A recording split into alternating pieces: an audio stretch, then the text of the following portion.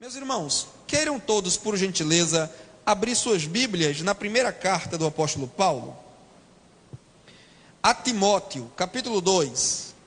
Nós vamos ler alguns textos aqui hoje, no decorrer da nossa exposição, e eu queria que os irmãos imaginassem que nós estamos em uma grande sala de aula aqui hoje. Imaginem que nós estamos na sala de aula da EBD, ou que nós estamos na sala de aula do curso teológico. O texto sagrado diz assim: antes de tudo, peço que se façam súplicas, orações, intercessões e ações de graças em favor de todas as pessoas. Orem em favor dos reis e de todos os que exercem autoridade, para que vivamos vida mansa e tranquila, com toda piedade e respeito. Isto é bom e aceitável diante de Deus, nosso Salvador, que deseja que todos os homens sejam salvos e cheguem ao pleno conhecimento da verdade. Quantos dizem amém por esta palavra? Meus irmãos, nós lemos esse texto, os 4 versículos, e eu gostaria de tecer alguns comentários sobre ele, mas não exatamente versículo a versículo. Eu fiz questão de ler esses 4 versículos para que nós ficássemos cientes do contexto em que especialmente o 4º versículo está inserido. É uma orientação de Paulo ao jovem obreiro Timóteo, que foi pastor na igreja localizada na região de Éfeso. É uma carta que é chamada de carta pastoral, porque ela traz conselhos, orientações que Timóteo deveria tomar para si e aplicar na igreja que estava aos seus cuidados. E o apóstolo Paulo recomenda a Timóteo que, por sua vez, oriente aos membros de sua igreja para que pratiquem o santo ministério da intercessão, que é um dos ministérios mais importantes na igreja. Emílio Conde falava desse ministério em um livreto que ele escreveu décadas atrás, intitulado Igreja e Sem Brilho, e ele dizia que o ministério da intercessão é um exército invisível na igreja, invisível para nós, mas visível para Deus, né? É aquele exército que não está aparecendo nos cartazes da igreja, não está aparecendo nas redes sociais, não tem seus nomes citados nos púlpitos da igreja, mas estão orando, estão batalhando de joelhos e garantindo que a igreja continue palmilhando vitória após vitória, dia a dia. Então o apóstolo Paulo instiga Timóteo a que ore e a que provoque os membros da igreja que ele lidera para o ministério da intercessão, em favor de todos os homens. E ali Paulo destaca, não é que Paulo tem em mente que Timóteo deve orar apenas por aquela categoria de pessoas, mas Paulo faz questão de destacar algumas pessoas que devem estar sob nossos joelhos constantemente: os reis, governadores e aqueles que exercem autoridade, né? Enquanto cidadãos de um país, de uma nação, especialmente uma nação democrática como a nossa, que é o Brasil, nós temos todo o direito de sair às ruas, como hoje muita gente saiu, nos protestos mais diversos, nos mais variados. É legítimo que cada um vá. Aí, se cada um está inteirado ou não do que reclama ao governo, ao Estado, é outros 500. Mas cada um tem o seu direito de sair protestando e reclamando como cidadão. Agora, enquanto homens espirituais, mulheres espirituais, conhecedoras da palavra de Deus, nós precisamos orar por aqueles que estão sob o governo, independente de ser de direita, de esquerda, de centro, independente de termos votado neles ou de não termos votado neles, nós precisamos orar por essas pessoas: prefeitos, governadores, deputados estaduais, federais, senadores, presidente, secretários, ministros de governo, todos eles. Se você disser que eles merecem a nossa oração, não, eles não merecem a nossa oração, como eu certamente não mereço a oração de vocês. Ninguém merece oração, mas todos precisam de oração. Então nós temos que orar por aqueles que exercem autoridade. E aí Paulo justifica, é aí onde eu quero chegar. Paulo justifica o porquê de se orar por todos os homens, mesmo por aqueles que exercem autoridade e que em algum contexto de perseguição, de hostilidade, acabam que golpeando a igreja com essas perseguições e com essas hostilidades, né? Porque Paulo não disse que a gente deve orar só por governos democráticos, mas nós devemos orar por todos os homens. E naquela época, grandes perseguições do Império Romano ainda não tinham começado, na segunda carta sim, outras grandes perseguições já estavam sendo movidas contra os cristãos, mas mesmo diante de um governo perseguidor, a igreja deve orar por esse governo e não munir-se de armas para pelejar e promover guerras. E Paulo justifica, a justificativa de Paulo é: por que a gente deve orar por todos os homens, inclusive aqueles que estão em poder de autoridade, ainda que sejam perseguidores nossos? É porque Deus deseja que todos os homens sejam salvos e cheguem ao pleno conhecimento da verdade. É aqui onde eu quero chegar. Eu lamento que a tradução Almeida Corrigida, que eu creio ser a tradução da maioria dos irmãos aqui, porque é a tradução mais popular, né, nas nossas igrejas evangélicas no Brasil, eu lamento que ela não tenha traduzido literalmente como está no texto grego, porque a Almeida Corrigida diz apenas: e que cheguem ao conhecimento. Se você está com sua Bíblia aberta, confira aí por favor, o versículo 4, quando diz que Deus deseja que todos sejamos salvos, aí ele vai dizer: e que cheguem ao conhecimento. A Almeida Corrigida traduz assim: e que cheguem ao conhecimento. Não é isso? Ou que venham, tudo bem, mas é conhecimento apenas. Que venham ou que cheguem ao conhecimento. Mas no texto grego, a palavra é uma só, mas ela na língua portuguesa se traduz por duas. Porque Paulo, no texto grego, não diz apenas gnosis, que seria traduzido por conhecimento. Ele diz epignosis. E esse prefixo epi, ele é importante demais. A tradução Almeida Atualizada captou. As traduções mais modernas, como a que eu li, a Nova Almeida Atualizada, também captou. E outras traduções mais atualizadas captaram o sentido exato de epignosis, porque o prefixo epi, na língua grega, dá a ideia de algo que está acima, algo que é superior, mais ou menos epiderme, que é a pele superior do nosso corpo, que está acima de todos os demais tecidos.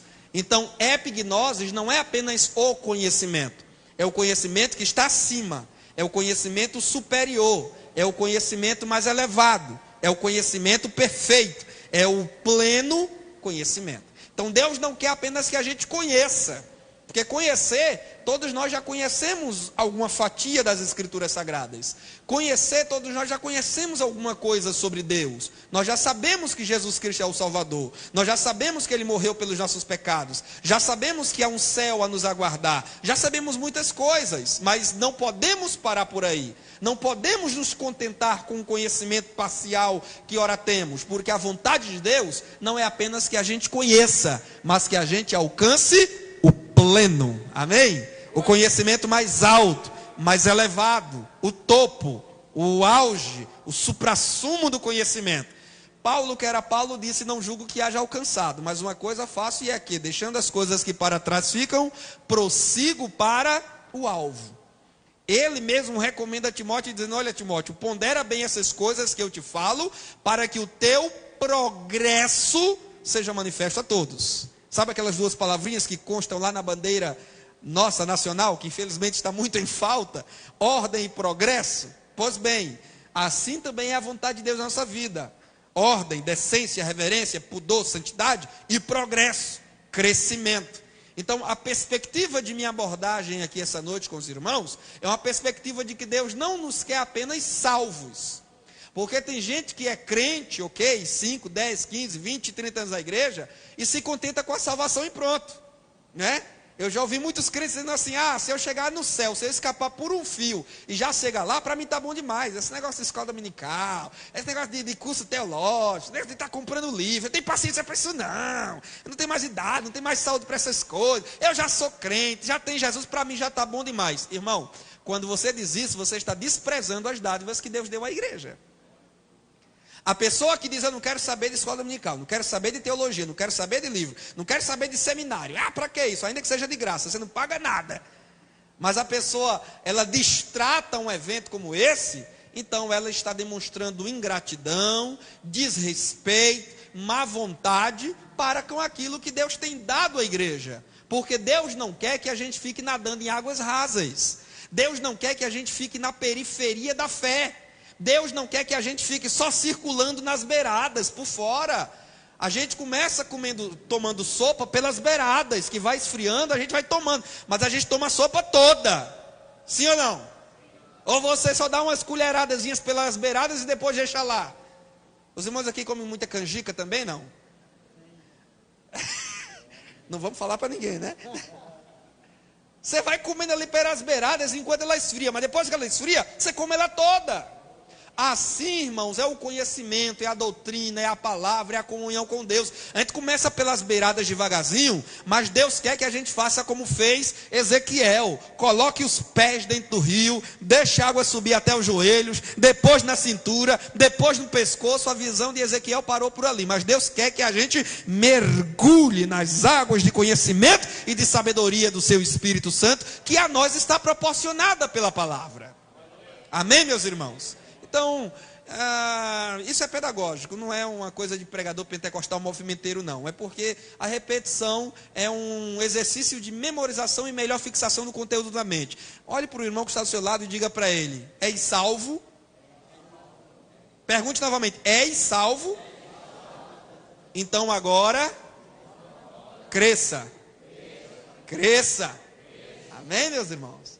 Louvado seja o nome de Jesus, até chegar ao pleno conhecimento. O que é ensino, irmãos? Eu vi que o pastor Wendel já trouxe um conceito na sua primeira palestra desse evento sobre ensino. Então não vou me deter aqui, mas apenas porque é pertinente a nossa abordagem de hoje, eu resgato aos irmãos o conceito de ensino. No grego, didaquê ou didascalia. Inclusive quem é da área de... Quem fez aí qualquer licenciatura, né, conhece muito a palavra didática. Aliás, a gente fala muito, né? O professor tem que ser didático. O que é didático? Didático ou didática é a habilidade de ensinar. É ensinar com eficiência, né? É transmitir e ter a garantia de um retorno, de um feedback. É ensinar, mas certificar-se de que aquele que está recebendo o ensino está aprendendo. Porque tem gente que não tem didática, tem gente que fala. Eu costumo dizer, pastor Fábio, que é o professor de 3 notas. É só fala. Só fala. Termina, os alunos saem pelos corredores, pelos becos, dizendo, falou bonito, mas não explicou nada. Falou 1 quilo, eu não entendi 1 grama. Quer dizer, tem às vezes o conhecimento, tem às vezes até a matéria na cabeça, mas não tem a didática, não tem o jeito, a aptidão para ensinar com eficiência e garantir que os seus ouvintes recepcionem aquele conteúdo e façam a introspecção e tragam aquele conteúdo para dentro e demonstrem que de fato aprenderam em mudança de vida. Então no texto grego, didaquê ou didascalia, deu origem a esta palavra em língua portuguesa didática, né? Remete lá a Comênios, o pai da didática moderna, que até hoje é lido e relido nos cursos de pedagogia. Inclusive há um documento antigo, irmãos, que eu sugiro a vocês que estão notando, anote aí para vocês pesquisarem depois, tem tudo a ver com o ensino bíblico, é o didaquê. Didaquê, aí você vai escrever não com CH como está aqui, mas com um QU mesmo, didaquê com QU mesmo, em língua portuguesa mesmo. Didaquê, por que você vai anotar? Você vai anotar porque você vai pesquisar esse documento. É um dos documentos mais antigos da igreja cristã que traz o ensino. Porque didaquê é ensino, é doutrina, é preceito, é instrução. Então você vai encontrar o didaquê, que é o documento que traz o ensino, a doutrina, a instrução dos apóstolos de Cristo. É um documento que a data é imprecisa, ninguém tem certeza, mas remete possivelmente ao 2º século. A geração que viveu após os apóstolos de Cristo, que redigiram um documento sintetizando. É um documento de poucas páginas, você lê numa sentada só, sintetizando a instrução dos apóstolos do Senhor Jesus Cristo. Então pesquise por esse documento na internet, imprima ele e guarde, porque vale muito a pena você ter. Então é ensino porque é instrução, é preceito, é doutrina. E é bíblico porque tem na Bíblia seu principal fundamento. Amém? Como diziam os reformadores, sola scriptura. Em latim quer dizer apenas a Escritura. A Escritura é a regra. Isso aqui é um ponto que é ponto pacífico das igrejas genuinamente protestantes. A Bíblia é a regra de fé e prática. A nossa fé ela descansa nas águas tranquilas da palavra de Deus. Ela repousa na palavra de Deus. E a nossa regra de prática, nós temos outros documentos na igreja, nós temos a nossa declaração de fé, existem instruções normativas na igreja, mas todos esses documentos são passíveis de erro e são atualizáveis, visto que são produções humanas não inspiradas, mas a palavra de Deus não. A palavra de Deus, ela é viva, então ela se atualiza nela mesma a cada dia, não porque o texto mude, porque você abre a Bíblia hoje está um texto e amanhã quando você abre está outro texto, não, é porque o mesmo texto de 12 mil anos atrás, ele continua vivo para a geração atual. E isso é maravilhoso. Billy Graham dizia que a Bíblia, ela é mais atualizada do que o jornal que foi impresso hoje pela manhã. Ela é mais atualizada. O jornal que foi impresso hoje de manhã, amanhã ninguém mais quer ler, a não ser para uma consulta, a não ser para um recorte de um artigo acadêmico, de um trabalho escolar. Mas a informação, o conteúdo que o jornal traz, perde seu valor.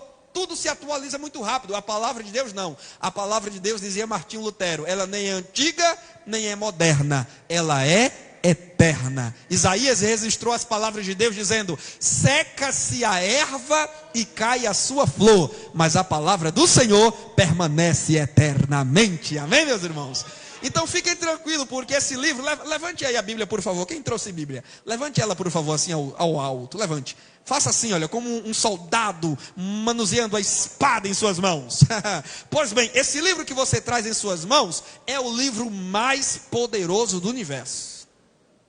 Nenhuma obra acadêmica, filosófica, nenhuma obra poética, nenhuma literatura, nenhum outro livro jamais escrito em toda a história se iguala em valor e em poder ao livro de Deus, que é a Bíblia Sagrada. Amém, meus irmãos? Este livro tem resgatado muitas prostitutas da prostituição, tem retirado muitos garotos de rua, tem restaurado a comunhão em muitas famílias e em muitos casamentos, tem devolvido a dignidade de muitas mulheres. Este livro tem orientado os pecadores sobre o caminho da salvação e tem resgatado do inferno vidas preciosas para Deus. Não tenha medo de citar a Bíblia, porque esse é o livro de maior valor em todo o mundo. Louvado seja Deus. Por que ensinar? É a primeira pergunta que eu quero desenvolver com os irmãos essa noite. Por que ensinar? Por que é importante ensinar? Nós já dissemos no texto que lemos que a vontade de Deus não é que apenas sejamos salvos. A salvação é o ponto inicial. A salvação é a porta de entrada para uma relação, para uma comunhão com Deus. Mas o que é que a gente faz quando a gente cruza a porta? O que é que a gente faz quando a gente entra? Fica só olhando? Fica só observando? Não. Aí agora vem o conhecimento, que vai crescendo e progredindo a cada dia. Mas agora eu trago outras respostas para esta pergunta. Primeiro, porque o novo convertido é ignorante ou pouco ciente das coisas espirituais. Eu creio que ninguém aqui há de discordar dessa colocação. O neófito, o novo convertido, ele é ignorante no que diz respeito às coisas espirituais. Ele recebeu uma luz que foi um mínimo necessário para levá-lo à fé e à salvação. Ele tomou conhecimento de algo. Ele não é totalmente ignorante, porque uma pessoa totalmente ignorante não se converte. Paulo diz que a fé vem pelo ouvir, e ouvir a pregação da palavra de Deus. Então ele ouviu algo que é um mínimo. Um facho de luz resplandeceu na mente e no coração dele, suficiente para germinar e produzir fé. Fé salvífica, que abriu as portas e introduziu na presença de Deus. Entretanto, ele ainda continua ignorante de muita coisa. Ô irmãos, nós hoje, com toda a nossa experiência de crente, os obreiros que aqui estão, irmãs e irmãos veteranos da fé, Varões e varoas que estão aí na caminhada há 30, 40, 50 anos com Jesus, diga para mim, você não tem dia assim que você se percebe uma pessoa leiga nas coisas espirituais? Que você diz, meu Deus, tem tanta coisa ainda para eu saber, eu achei que já sabia muito, mas depois dessa palavra, depois da leitura desse livro, depois da doutrina do pastor, eu percebi que eu ainda tenho muito chão para andar.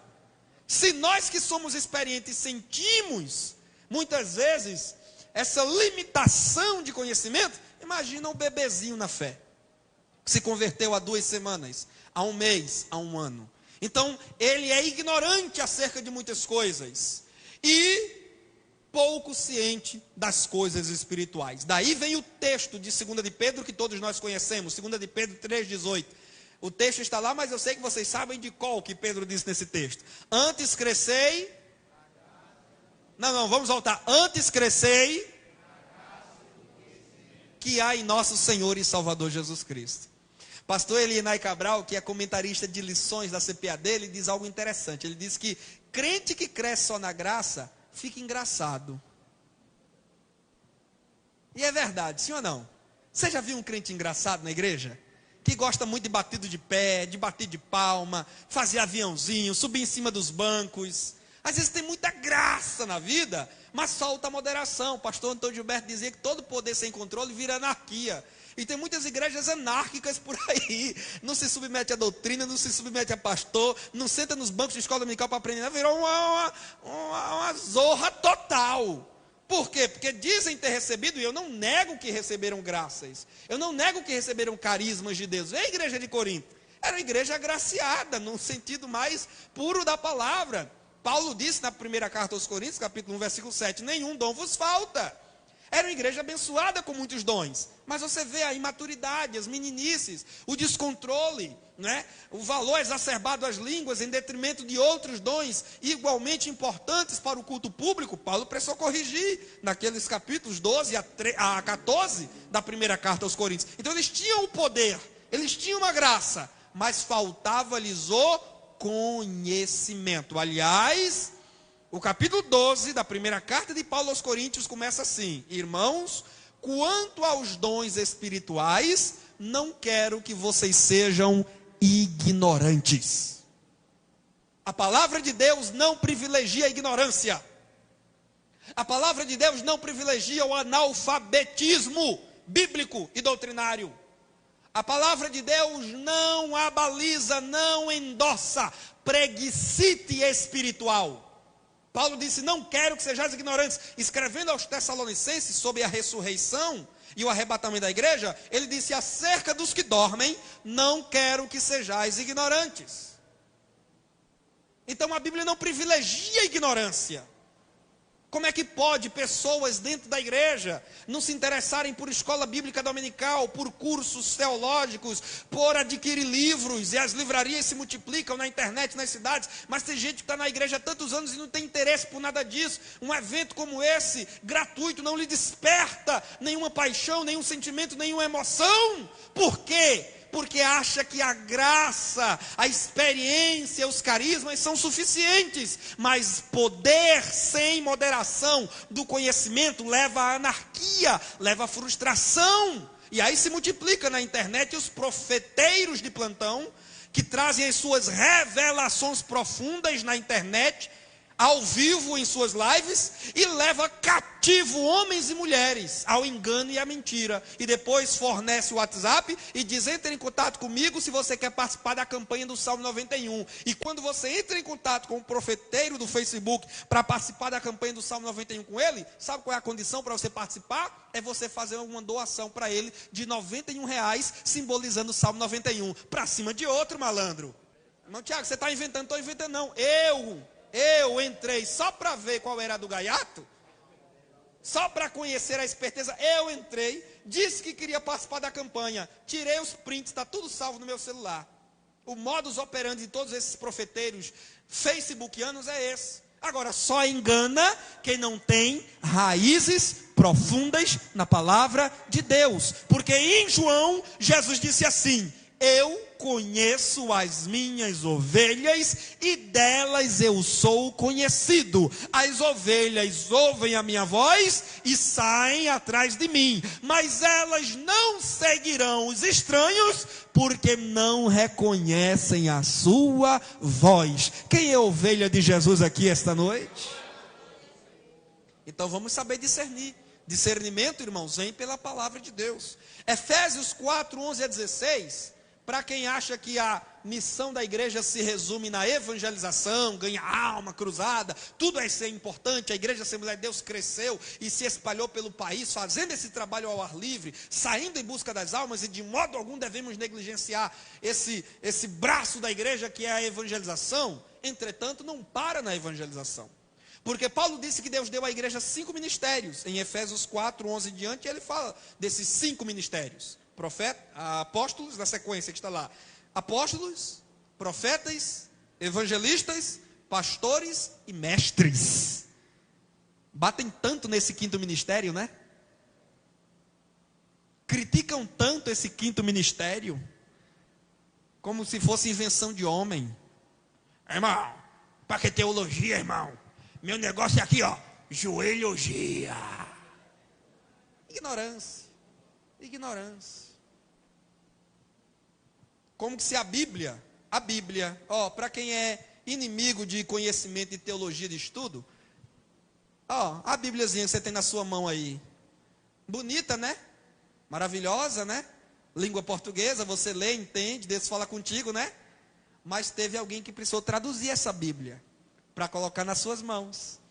Porque nenhum autor original, dentre os cerca de 40 autores da Bíblia, escreveram em português. Aliás, o português nem existia na época dos escritores originais da Bíblia Sagrada.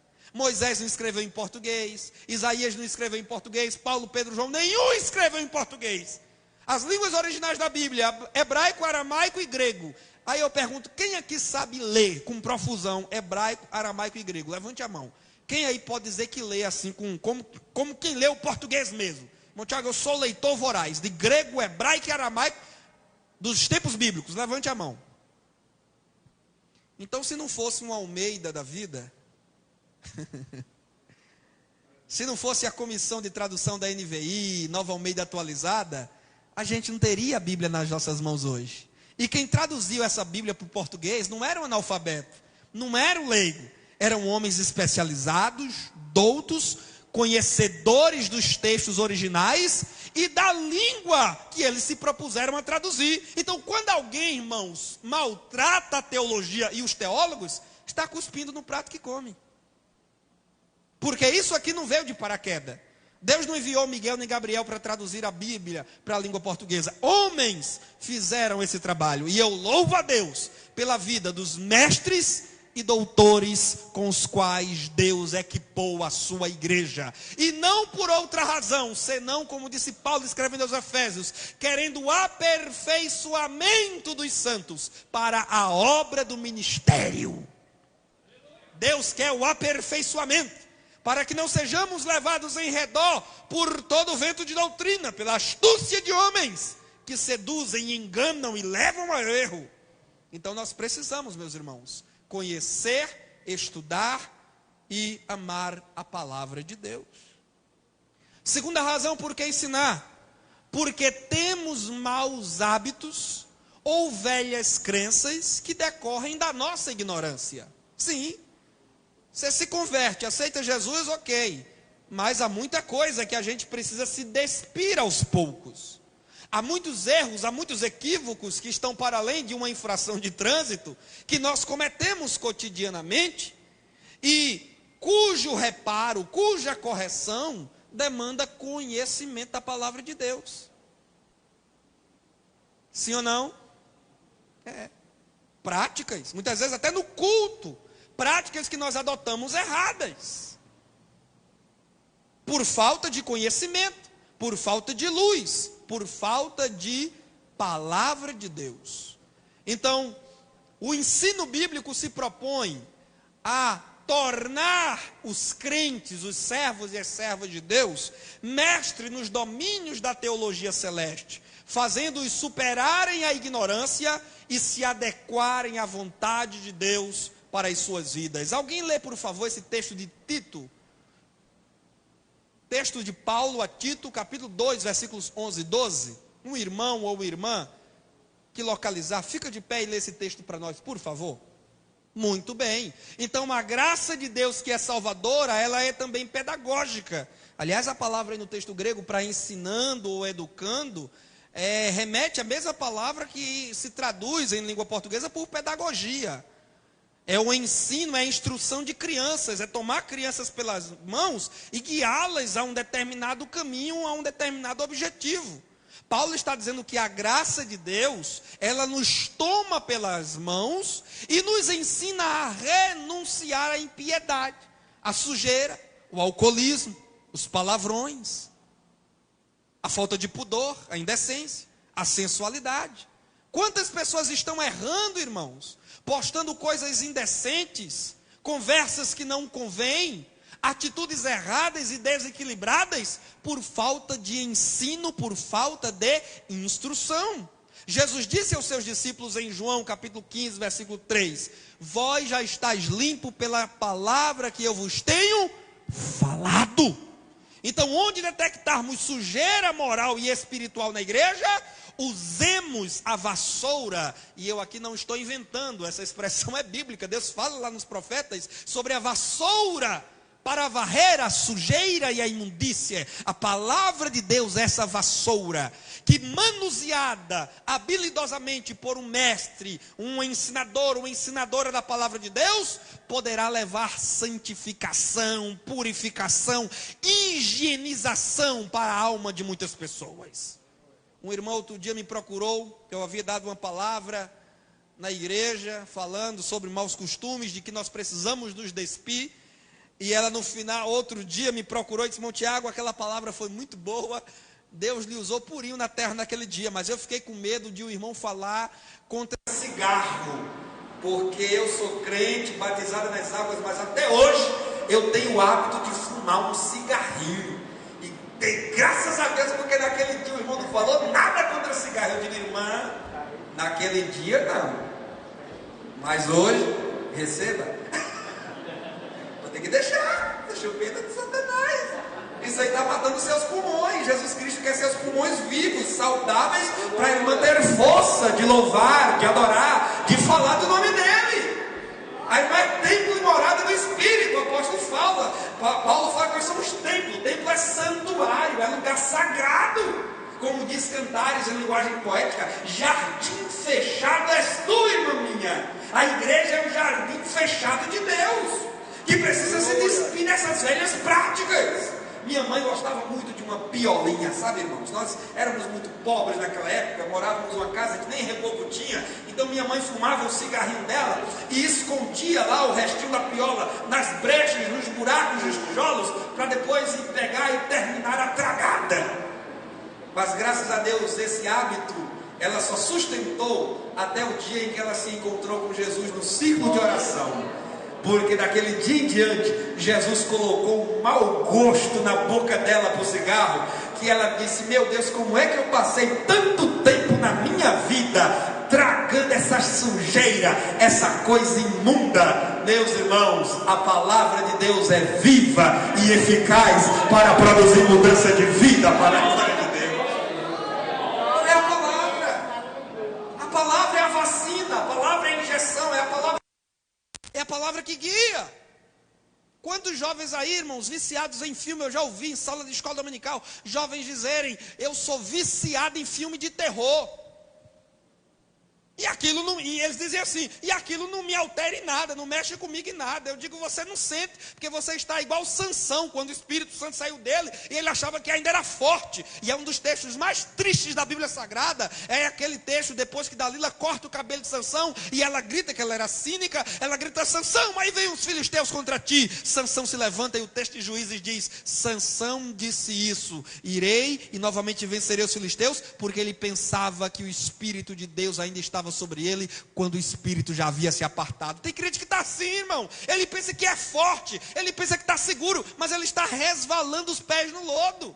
Aí ele é viciado em pornografia. Aí ele é viciado em futebol. Meu Deus, quantas pessoas que não se acordam às 9 da manhã para a escola dominical, mas se acordam às 5 da madrugada para uma partida de futebol com os amigos.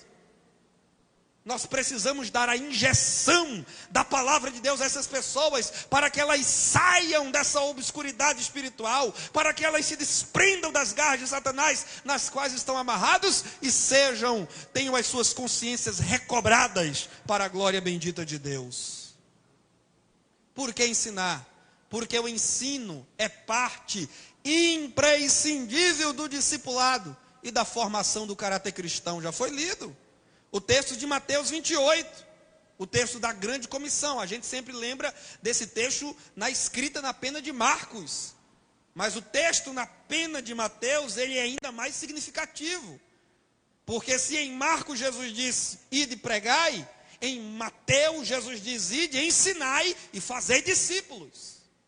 E não dá para fazer discípulo de Jesus, se não for do modo como Jesus disse, ensinando-os a guardar tudo o que vos tenho dito. E onde é que está todas as coisas que Jesus disse? Na palavra.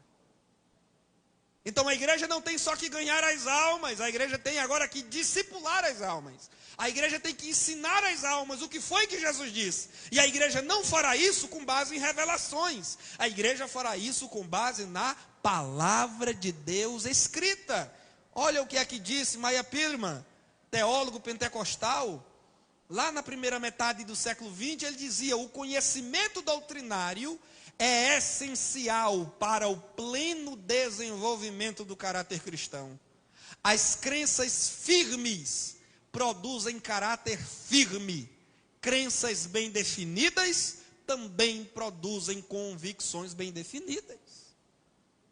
Vocês se lembram daquela parábola que Jesus contou, dos 2 construtores? Que construiu a casa na areia e outro na rocha? Eu cresci ouvindo aquela parábola, aulas de escola dominical nas classes infantis e pregações, como que dizendo que um homem construiu na beira da praia e outro procurou uma rocha bem alta sobre a qual construir lá em cima. Mas se formos para o texto de Lucas, que fala desta parábola, Lucas ele é mais detalhado e ele diz que na verdade a imagem não é essa. Eu tenho uma tese comigo, a partir do texto da parábola dos 2 construtores, de acordo com Lucas. A minha tese é que os 2 construtores eram vizinhos. Ninguém subiu para lugar nenhum, eles estavam na superfície. A diferença é que o primeiro se contentou em construir na areia. Preguiça, desinteresse, autoconfiança, julgava-se seguro demais.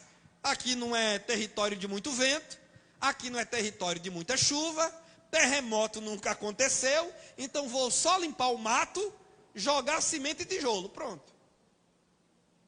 Mas o outro precavido disse não, eu vou fazer como todo bom construtor faz, vou cavar, e Lucas vai dizer, ele não subiu, ele cavou até encontrar rocha firme sob a qual construir a sua casa. E aqui há uma diferença, dirijo-me agora aos ensinadores da palavra de Deus. Aqui há uma diferença crucial entre construtor e construtor. É que um é negligente, um é preguiçoso, um é autoconfiante, o outro é precavido, é diligente, tem amor à vida e amor à vida dos outros, então ele vai cavar. Assim é o ensinador da palavra de Deus. Se ele se propõe a desenvolver convicções firmes nos outros, ele precisa construir sobre território firme. Ele precisa cavar na palavra de Deus. Ele precisa ler, pesquisar, estudar, examinar, esquadrinhar um texto, conferir as escrituras com as escrituras, conferir o que Mateus disse com Lucas, com Marcos, conferir o que Paulo disse com Lucas em Atos dos Apóstolos, conferir o que os autores do Novo Testamento disseram sobre os autores do Antigo Testamento, ler tudo sob a perspectiva de Cristo. Ele vai para os comentários, ele vai para os dicionários, ele vai para as enciclopédias, ele pega os subsídios dos professores no YouTube, ele vai na internet, ele cava cava. Por que ele cava? Porque ele é exibido, porque ele quer arrotar conhecimento diante da classe, diante da igreja. É um obreiro, é um pastor, ele quer fingir que conhece grego, hebraico e aramaico? Não, é porque ele sabe que uma construção firme precisa estar construída sobre território firme, e o quanto ele precisar cavar na palavra e nos livros para servir a igreja um alimento sólido, ele cavará para oferecer o melhor. Louvado seja Deus.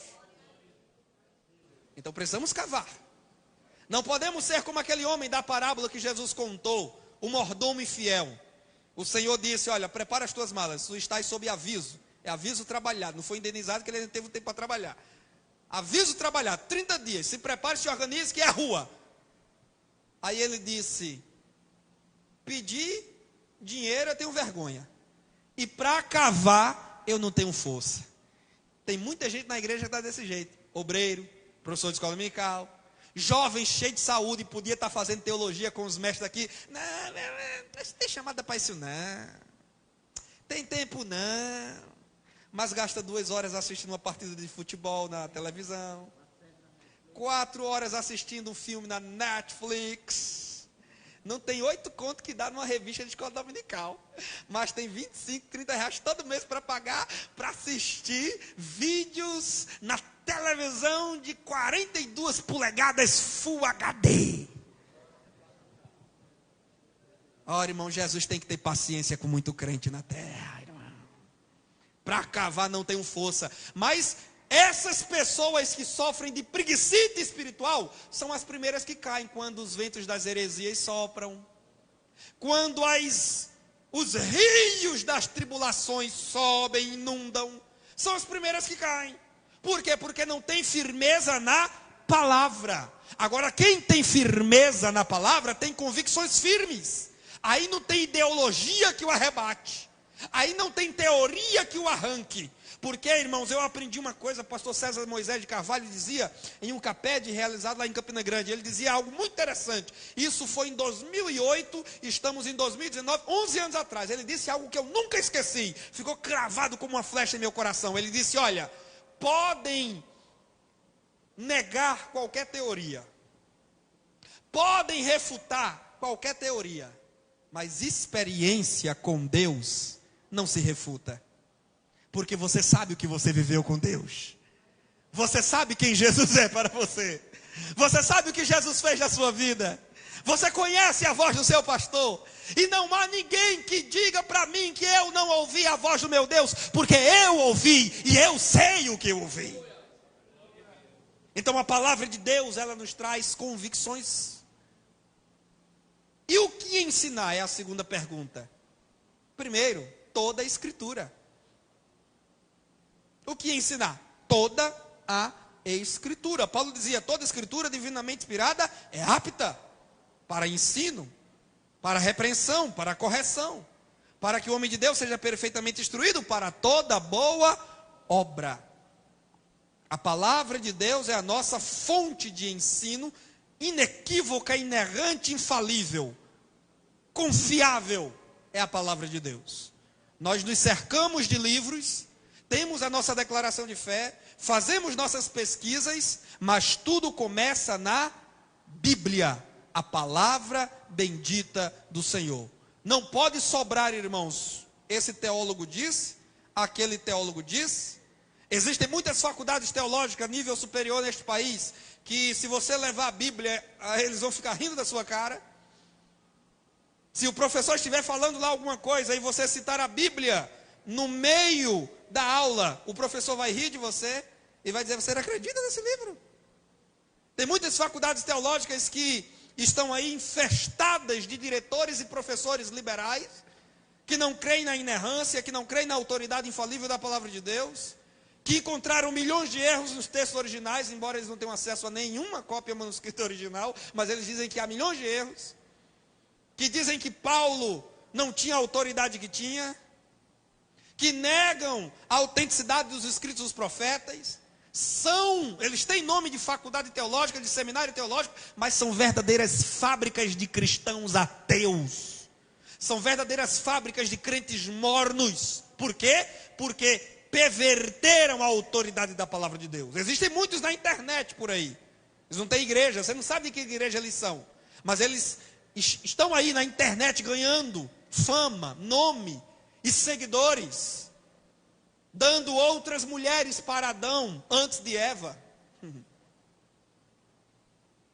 defendendo o evolucionismo darwinista na igreja, defendendo pautas que contrariam frontalmente a palavra de Deus, negando a autenticidade dos milagres, negando a concepção virginal de Cristo, negando a ressurreição literal, corpórea de nosso Senhor, e dizendo assim, não, na verdade Jesus não deixou a sepultura para trás. O que aconteceu é que ele ressurgiu na mente dos apóstolos, a partir do momento que eles trouxeram Cristo à lembrança, mentalizaram seus ensinamentos, a sua doutrina. Toda vez que um homem lembra-se de Jesus Cristo, ali ele está sendo ressuscitado. Isso é hermenêutica de Satanás.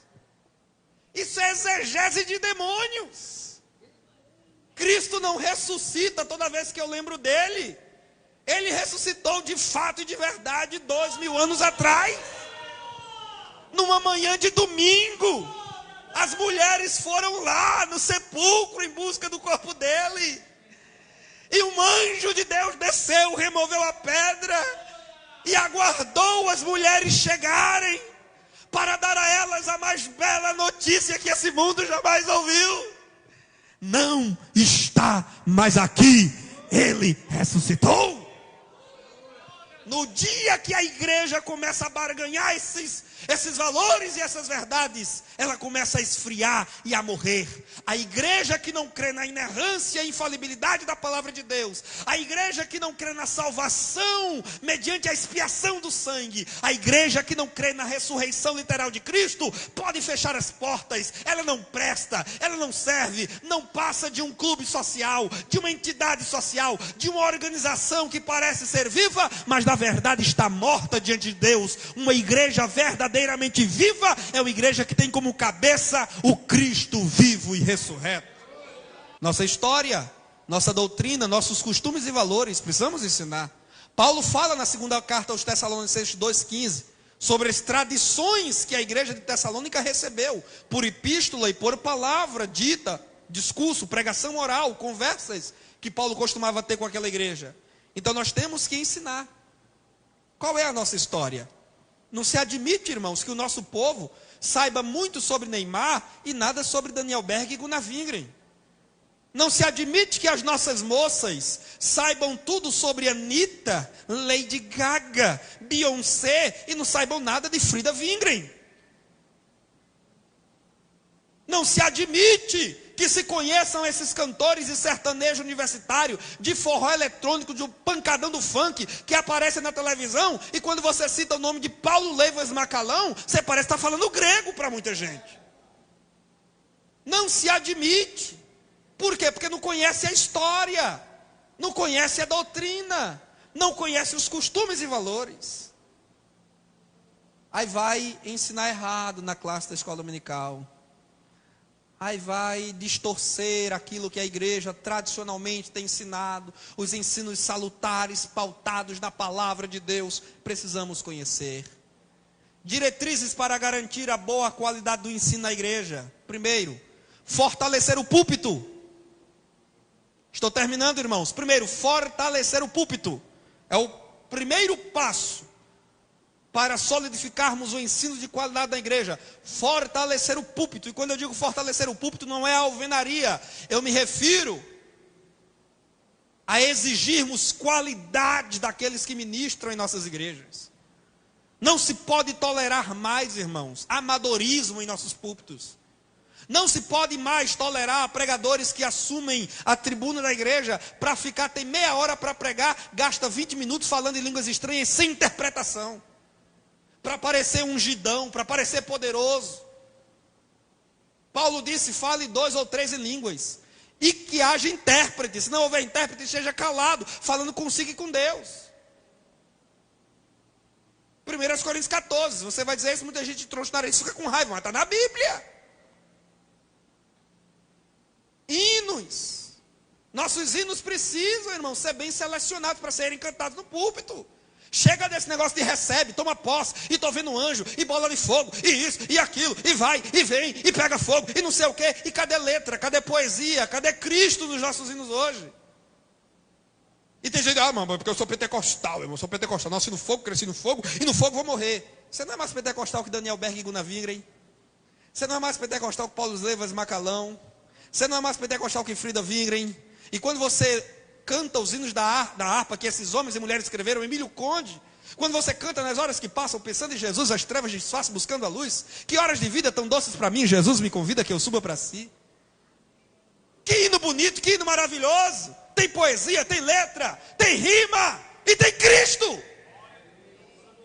Agora hoje a gente está cantando muita coisa repetida, muito clichê batido, grupos de louvor que não comparecem na escola dominical, grupos de louvor que os jovens não se interessam por ensino, não se interessam por estudar a palavra de Deus, mas querem cantar todo domingo à noite. E o pastor às vezes está apertado, o horário do culto está pressionado, tem que passar para o pregador. Irmão, canta o hino aqui bem rapidinho, é um hino só, pelo amor de Deus. Eles vão cantar um hino só, mas é um hino de 10 minutos. E para começar ainda tem uma ministração para a igreja. Meus irmãos, nós precisamos fortalecer, selecionar quem é que prega, quem é que ensina, quem é que canta. Pastor Antônio Gilberto, de saudosa memória, dizia: há atualmente um esvaziamento da palavra de Deus no púlpito de inúmeras igrejas. O tempo que deveria ser da palavra do Senhor é ocupado por música e cantos profissionais, não genuíno louvor, e atividades sociais, restando alguns minutos para a pregação da palavra de Deus. Daí o elevado número de... Somente o pastor Antônio Gilberto podia dizer isso aqui, ninguém mais podia dizer, só ele. Eu não escreveria um livro dizendo isso que ele disse. Mas ele disse que em razão do esvaziamento da palavra de Deus no púlpito de nossas igrejas, é que se encontra o elevado número de retardados espirituais nessas igrejas. Não, aí eu não preciso falar para vocês as credenciais de Antônio Gilberto. Não preciso. Aí dispensa comentários. Mas olha o que é que ele diz. Segundo, fortalecer a EBD. Precisamos fortalecer nossa escola bíblica dominical. Se quisermos ensino bíblico, temos que fortalecer a EBD. Selecionar professores qualificados e que estejam se qualificando sempre. Formação continuada. Que tenham bom conteúdo. Que não vá para frente de uma sala de escola dominical ficar falando do feijão que queimou, do carro que bateu, de gente que foi atropelado no meio do caminho, contando testemunhos sem fim, desconexos, que não tem nada a ver com a ilustração da lição, com o tema da lição. Precisamos colocar professores que amem a Bíblia, que sejam homens de Bíblia, mulheres biblificadas, que tenham conteúdo, que possam responder as perguntas dizendo: a palavra de Deus diz, a palavra de Deus diz, a palavra de Deus diz, a palavra de Deus diz. Quando a gente coloca professor que não gosta de Bíblia para dar aula, toda a resposta dele vai ser: eu acho que, eu penso que, minha opinião é que. Mas meu irmão, escola bíblica dominical, ou tem Bíblia para dar, ou então se senta e dá vez para outro. Quando não se lê Bíblia, quando não se conhece Bíblia, aí vai apelar para o eu acho que, eu penso que, talvez. Mas quando se tem Bíblia, o aluno pergunta, você responde: a Bíblia diz, a Bíblia diz, a Bíblia diz. É igual Jesus na tentação do deserto: está escrito, está escrito, está escrito, está escrito, está escrito, louvado seja Deus. Fortaleçamos a EBD, estrutura física, estrutura organizacional, e frequentemos a escola dominical. Irmãos, não se pode tolerar obreiros que não frequentam a escola dominical. Não se pode tolerar lideranças de departamento na igreja que não frequentam a escola dominical. Não se pode: mas eu já sou crente veterano há tantos anos, o que é que eu tenho mais que aprender na escola dominical? Pastor Antônio Gilberto morreu com mais de 90 anos de idade, e até os últimos instantes de sua vida foi professor e aluno de escola dominical. Tenho certeza que você e eu não somos melhor do que ele. Precisamos continuar crescendo em graça e em conhecimento. E não sei vocês, mas a cada domingo de manhã Deus tem me ensinado coisas novas na escola bíblica dominical. E olha aqui, a missão da escola dominical, em Deuteronômio 31:12, na versão viva. Deuteronômio 31:12. Não existia escola dominical naquela época, óbvio, mas esse texto, eu penso que ele resume bem a missão da escola bíblica dominical, que é, pastor Fábio Henrique, o departamento mais democrático de ensino da igreja. Porque nós temos os nossos seminários e faculdades teológicas, mas as crianças não frequentam. Adolescentes, muito raramente. Mas a escola dominical ela é democrática. Porque tem classe para senhoras, senhores, para idosos, para crianças, para o maternal. Crianças recém-nascidas, berçário. Você tem professorinhas lá já cantando para elas, o lúdico, já ensinando o caminho do céu. Deuteronômio 31:12. Convoquem e reúnam todos, homens, mulheres, crianças e até os de fora. Recebeu visita em casa no domingo de manhã? Não fica em casa com a visita não. Chama ela, convoca ela. Todos os que estiverem na cidade de Israel, todos deverão ouvir, aprender estas leis, para que respeitem o Senhor nosso Deus e obedeçam a todos os mandamentos por Ele ordenados. Então a escola dominical reúne, congrega todo o povo. E por último, para terminar de fato de verdade, terceira diretriz: fortalecer as instituições de ensino teológico da igreja. Fortalecer, estruturar. E eu louvo a Deus porque, pelo que conversei com o pastor Fábio, vi que a igreja aqui em Mossoró dispõe de uma boa estrutura de ensino teológico. E aí fica lançado aos irmãos o convite, o chamado, para que vocês cresçam cada vez mais. Já tem escola dominical, já tem ótimos livros em casa, já faz sua pesquisa, já tem uma formação, uma graduação, um nível superior, mas se matricule também na instituição teológica da igreja, para que você aprenda. Olha o que é que dizia Donald D., teólogo, lá na década de 40, irmãos, década de 40, olha o que é que Donald D., teólogo inglês, dizia: é preciso que as igrejas pentecostais acrescentem ao nosso ardente testemunho de experiência esforço intelectual mais determinado, a fim de expor com precisão a nossa fé. Não devemos nos deleitar com emoções profundas à custa de reflexões superficiais. Por que é que tem muitos jovens se desviando no primeiro semestre de uma faculdade? Por quê? Outro dia eu vi um presbítero da igreja pedindo oração para o seu filho de 17 anos, que havia se afastado da igreja depois que tinha entrado na universidade. Chegou para o pai presbítero e disse: pai, eu caminhei com o Senhor para a igreja até hoje, mas a partir de hoje não vou mais, porque esse Jesus que o Senhor me ensinou desde criança, eu aprendi na universidade que ele não existe.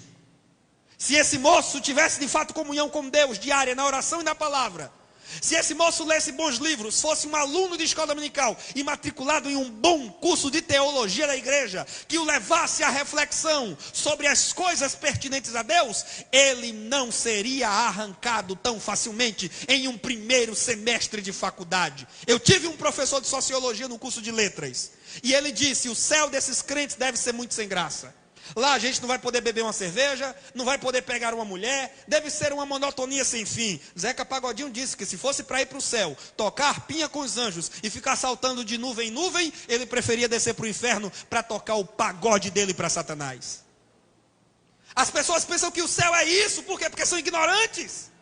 É isso que Zorra Total da Globo representa. É isso que Portas do Fundo no YouTube representa sobre o céu. Um céu monótono, insípido, sem graça, nuvenzinha, algodão doce, harpinha e asinha de anjo. Por quê? Porque são ignorantes sobre Deus. Não conhecem as delícias de servir a Deus aqui e muito menos as delícias que nos aguardam na eternidade. E também são ignorantes quanto ao inferno, porque se soubessem que no inferno não vai ter pagode nem samba, porque eles pensam que o inferno é um eterno carnaval, mas não é. A Bíblia diz, Jesus mais do que qualquer pessoa falou sobre o inferno, e ele disse que é abismo, é trevas, é lago de fogo, é choro e ranger de dentes. Aliás, pregadores, eu já ouvi muito pregador dizer que no inferno Satanás vai dar gargalhada de crente desviado. Vai não, amigo, porque no inferno não há espaço para gargalhada, nem na cara de Satanás. O inferno é lugar de choro e ranger de dentes. Apocalipse diz que quem for lançado lá será atormentado dia e noite sem fim. Meus irmãos, alimentemos o povo com a palavra de Deus. Deus abençoe vocês em nome de Jesus.